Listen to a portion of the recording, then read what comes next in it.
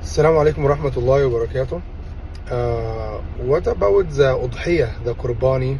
How we slaughter it? How age has to be like? If I'm gonna slaughter a goat, it has to be 1 year or more. If I'm gonna do a sheep, it has to be 6 months or more. If I'm gonna do like a cow, it has to be 2 years or more. If I'm gonna do a camel, it has to be 5 years or more.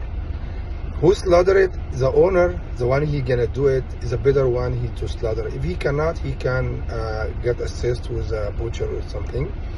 The other thing, how I divide it. If I divide it for 3 parts.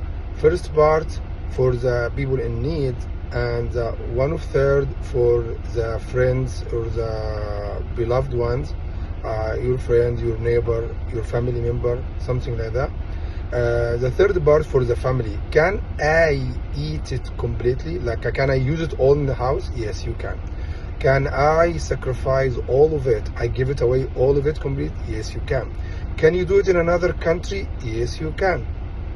If you don't need to have it here, you just has to get the money for somebody you trust in Africa, in Egypt, in Syria, in Yemen, in Iraq, in anywhere, in Afghanistan. You just give it to somebody you trust, and you do it under your name. Okay. How many? If I'm gonna do like a cow, how many family can participate in this? It's up to 7 families. Like 1 family, 2, 3, 4, 5, any number between 1 and 7, they can participate.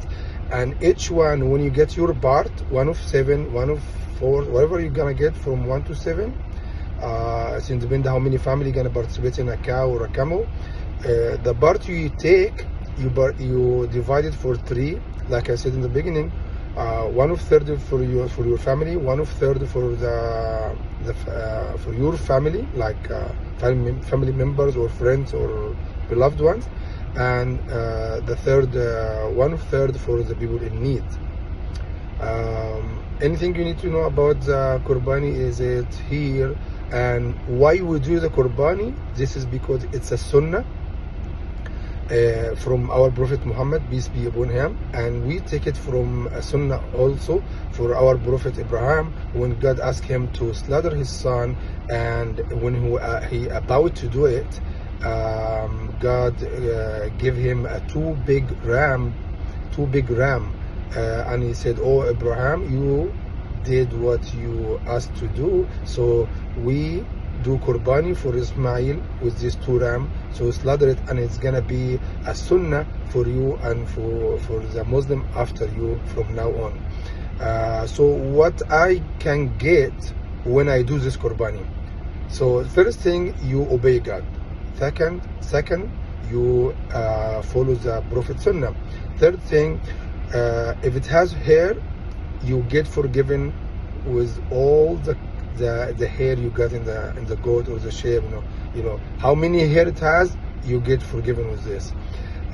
It doesn't have hair, okay, so once the blood comes out of it, you get forgiven all your sin, all the small sin, of course. If you do a major sin, if you commit zina, if you commit something belonging to that, it's not. You need to do something else. Maybe we'll talk about it in another video.